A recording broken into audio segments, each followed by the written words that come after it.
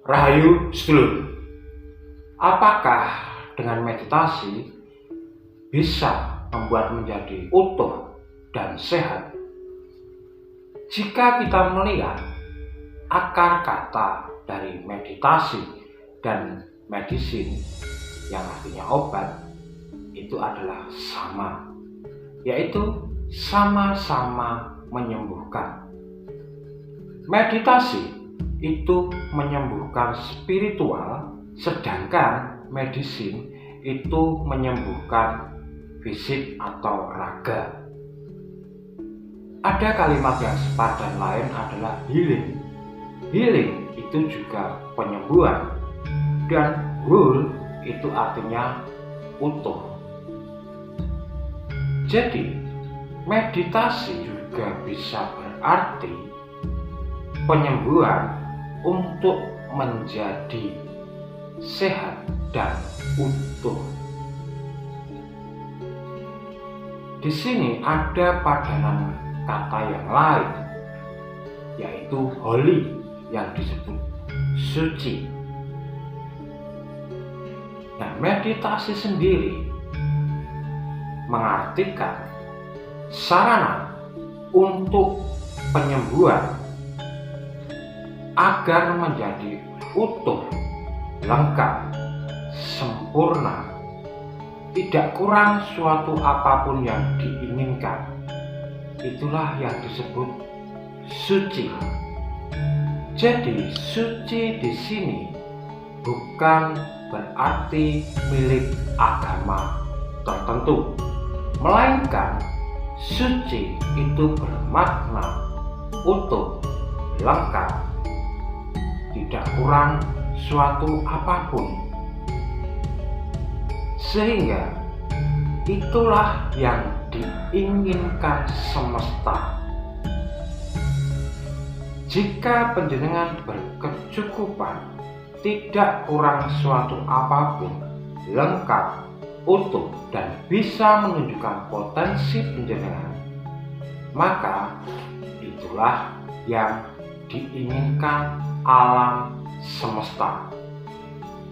Meditasi ini sangat familiar di bangsa timur, termasuk Indonesia. Nusantara dulu mengenal dengan semedi. Semedi itu semeleh ing adi, adi itu hati, sehingga memperoleh ketenangan dan menuju wening.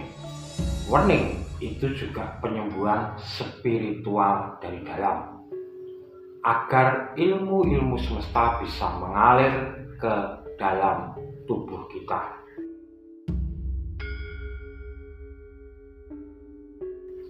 Berbeda dengan bangsa barat.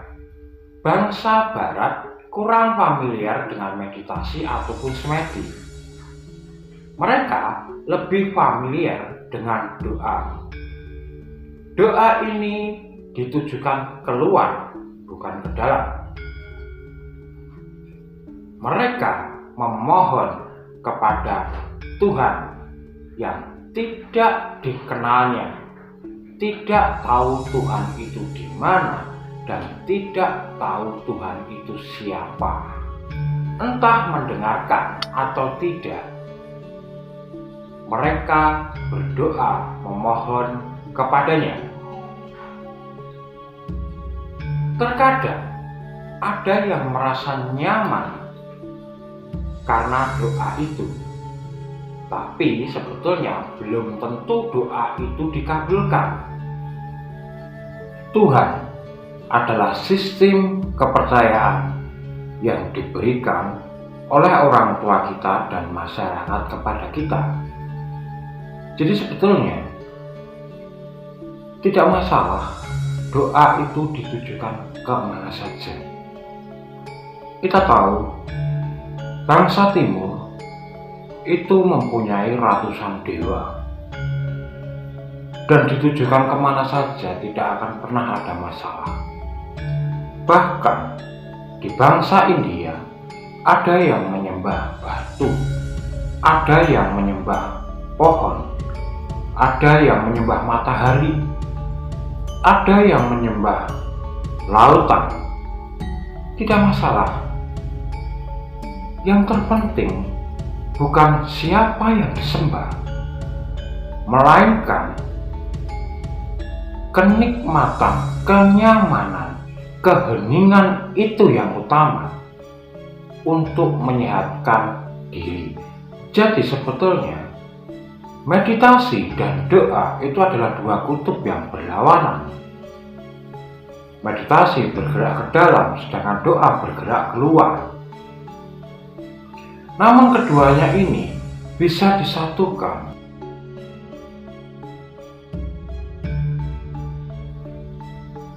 Benang merah dari doa dan meditasi adalah keheningan. Jika panjenengan berdoa dengan hikmat, hening, maka itulah titik penyembuhannya. Sehingga panjenengan menjadi tenang, menjadi nyaman. Jadi bukan karena doa itu dikabulkan. Nah, itulah perbedaan penyembuhan antara bangsa timur dan bangsa barat. Tergantung panjenengan menyukai yang mana. Jika panjenengan menyukai meditasi, berusahalah untuk hening sampai ke wening.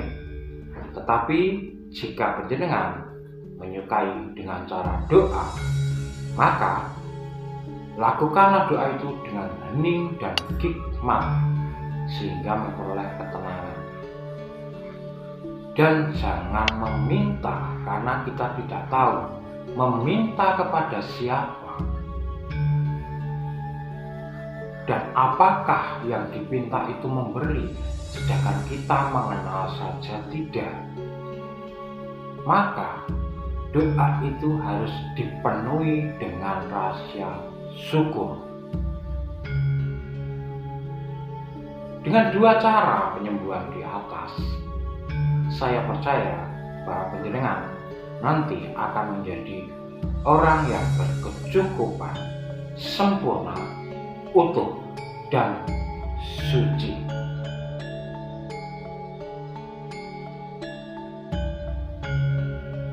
Karena sebetulnya agama sendiri mengajarkan kepada kita untuk mencari ke dalam, bukan keluar. Sehingga jika panjenengan mendalami agama dengan mencari ke dalam, maka itu adalah tujuan hidup sebenarnya.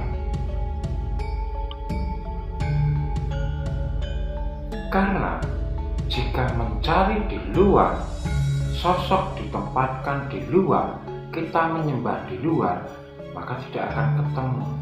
Itulah mengapa yang terjadi banyak para agamawan dan religi yang tidak menemukan jalannya di dalam agama mereka. Karena sebetulnya agama itu adalah pencarian ke dalam. Pencarian itu harus didasari dengan 3 jalan. Melalui pikiran, melalui hati, dan melalui kalbu. Keberadaan yang di dalam itu tidak akan tercapai dengan hanya mengandalkan pikiran yang dilontarkan lewat doa-doa. Keberadaan yang di dalam itu juga tidak akan dikenali dan tercapai hanya dengan mengandalkan hati atau emosi. Keberadaan yang di dalam pun tidak akan tercapai dan dikenal hanya dengan mengandalkan kalbu atau rasa. Perasaan kita tidak akan menemukan kita untuk yang benar-benar yang berada di dalam. Inilah yang sering disebut jalan keempat di dalam spiritual. Jalan di mana panjenengan bisa menemukan hal kekosongan, namun di di dalam kosong itu adalah isi, dan isi adalah kosong.